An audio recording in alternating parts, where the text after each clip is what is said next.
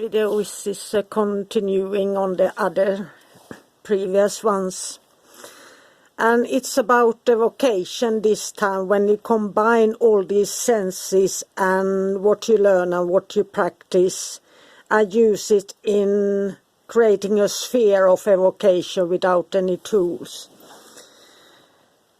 And I always practice that I breathe out the correspondences, the colors, the scent, the taste, the texture, temperature, and I fill the sphere with the atmosphere. And you glow from your soul. That's when I often do evocations just for others or for a need. Since when your soul is connected and there's a true need, that's when you really can fill up your soul and glow from within. Doing it to just manifest something doesn't make my soul sparkle. And the first time of evocation for each spirit or angel always takes time, since you have to do a complete ritual with casting a circle, consecration and everything, and it is important in that way, since you have to learn how to do it so you can do it in the astral when it's necessary, and so on. But the first time you call on the angel and then you ask them to bless the sigil that is in your book, to bless it and give you a shortcut or a phone number so they come more easily after that first initial evocation. And that goes to all magical grimoires. That's why you do a binding or an oath or a consecration, is to get that connection, that phone number. And that quite a lot of the old books and occult groups say that souls are grey to the spirits, and that's why they wear paper crowns in gold on their heads and so on, or chains or something to make themselves stand out from the ordinary humans. But I believe in shining from your soul. And then you can chant or speak the phrases, the words of power or the texts. And usually it takes about 20 minutes. You create this sphere, and from that you start until the atmosphere builds up. And you, at the same time, you are focusing on hearing the unseen, seeing sparks or feeling shifts in energy like electricity, temperature drops or rises, and you might sense that something is behind you or next to you, and all kinds of things, or tingling, mouth goes dry, or you start to yawn, and those small things. And when you feel that build up, then you start looking at the sigil. And this is one evocation without a dark mirror. I just evoke through the sigil, since we don't have anything here. And I keep on repeating the angel's name. And when I see the sigil starting to glow, it comes alive. It starts to glow like gold and purple and so on in my sight usually. And after that, I go into that initiation when I get the glow.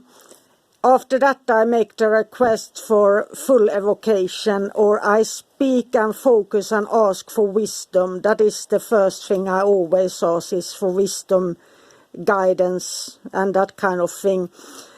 And also that they make themselves known to me, that they appear so I can see and sense them.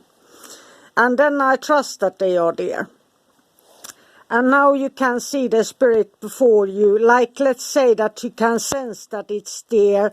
And if you look at the wall or an empty space, you might see like a small thing that, like the ear is a little bit thicker or thinner or something small, but you can feel it within you, and you can see it with your eyes open, but feel the shift. So it isn't like somebody standing in front of you, but you might get color changes, flashes of color and all kinds of things there. And then if it's the first time, you give the sigil out and ask for the blessing or consecration or oath or binding, depending on what spirit you work with, and the shortcut or a phone number. And if you ask for wisdom and guidance on a specific topic, you can sit there and wait for 10-30 minutes. Don't ever cut that short, since sometimes the spirits have difficulty to appear in front of you and they need the time to communicate to you and make themselves known. So, and if you are new, you might let it take longer than that.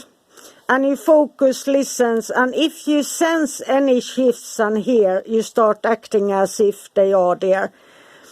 And ask for a quick response to the next time. And sometimes it can come very strongly and clearly as well. And this is like, I call it leave the crutches. You have to start mastering it. So this is like that you practice running a marathon or something. You have to be comfortable within yourself and trust that you can do it, since that is the strongest key to everything. And then places where there are strong spiritual activity are hospitals, especially, since you have birth and death.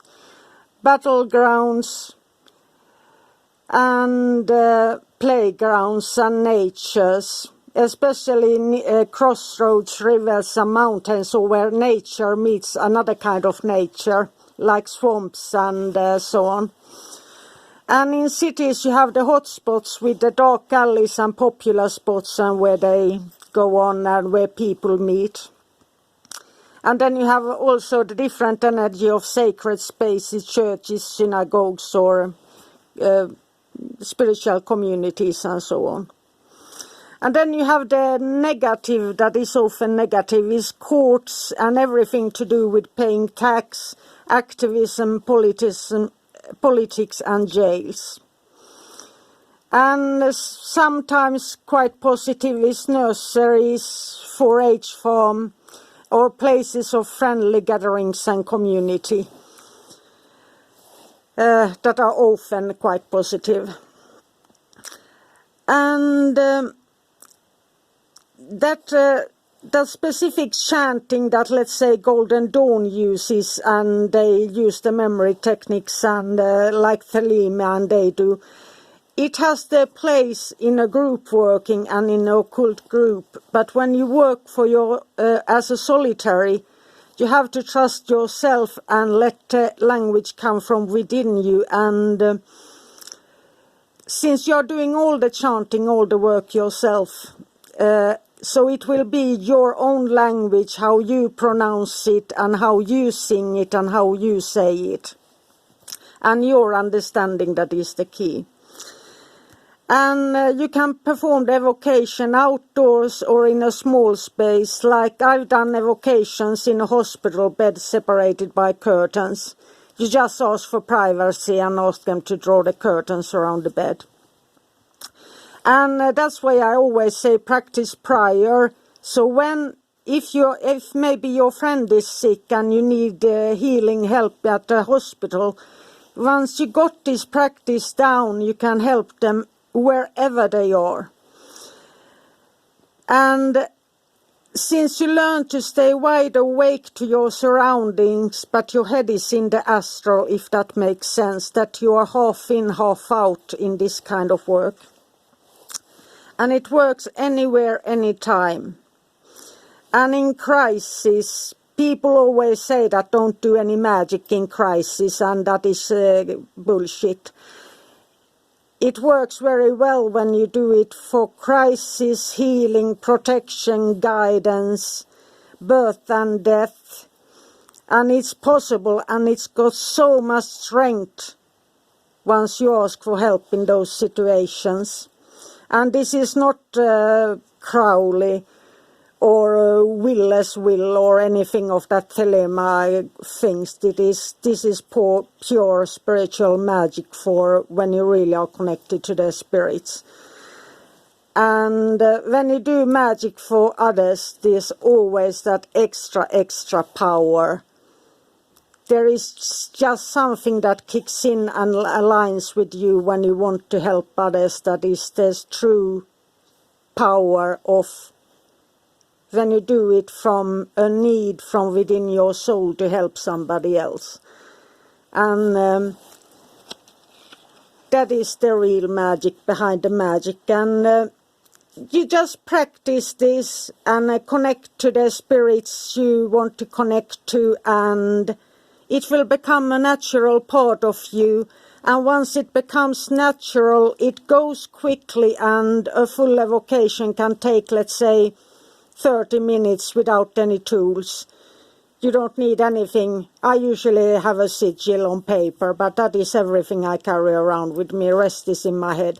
So it can be as simple as that.